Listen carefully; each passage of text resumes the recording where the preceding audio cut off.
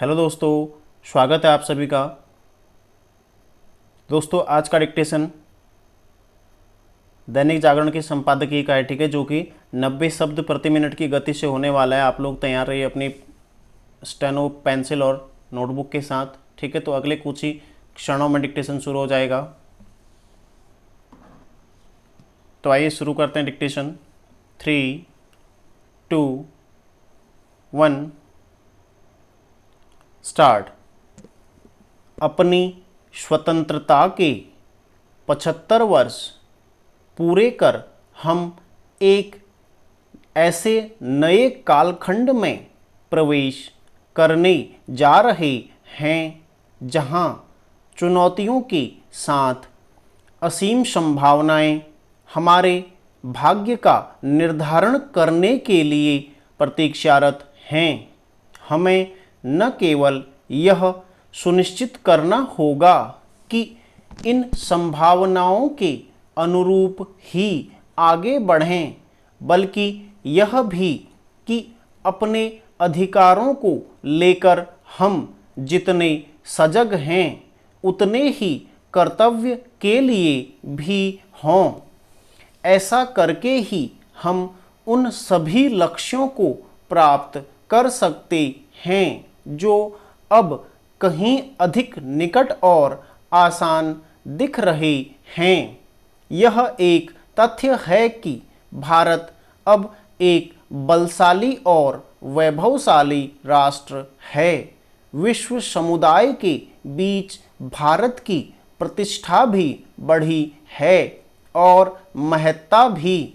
वस्तुतः इसी कारण विश्व समुदाय अब भारत के प्रति कहीं अधिक आशावान है।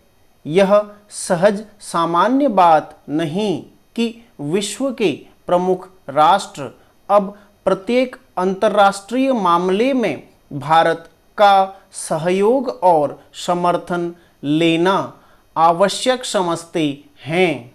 इसे हमने कोविड महामारी के रूप में सदी के सबसे बड़े संकट के समय भी देखा और यूक्रेन पर रूस के आक्रमण से उपजी परिस्थितियों के दौरान भी। निसंदेह यह स्थिति इसीलिए बनी क्योंकि बीते 75 वर्षों में भारत अपने को विश्व के सबसे बड़े लोकतांत्रिक देश के साथ साथ एक जिम्मेदार राष्ट्र के रूप में भी स्थापित करने में सक्षम रहा है। एक स्वतंत्र राष्ट्र के रूप में पिछले 75 वर्षों में हमने जो उपलब्धियां अर्जित की हैं उन पर गर्व करने के साथ हमें यह भी स्मरण रखना चाहिए कि हम हजारों वर्ष पुरानी सभ्यता एवं संस्कृति के वारिस हैं और भविष्य के भारत का निर्माण करते समय अपने उन उदात्त मूल्यों से विरत नहीं हो सकते जिनके कारण हमने विश्व में अपनी एक विशिष्ट छाप छोड़ी है।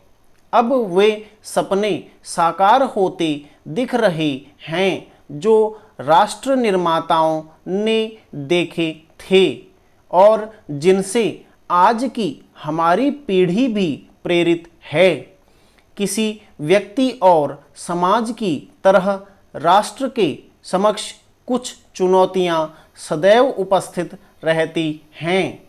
इन चुनौतियों का सामना तभी आसानी से किया जा सकता है जब राष्ट्र निर्माण के यज्ञ में देश की जनता भी भागीदार बनेगी और इस मूल मंत्र को आत्मसात करेगी कि कोई भी राष्ट्र तभी सबल और सफल बनकर विश्व को राह दिखा सकता है जब वहाँ के लोग एकजुट होकर उन समस्याओं के निदान में सहायक बनते हैं जो उनकी प्रगति में बाधक बनती रहती हैं।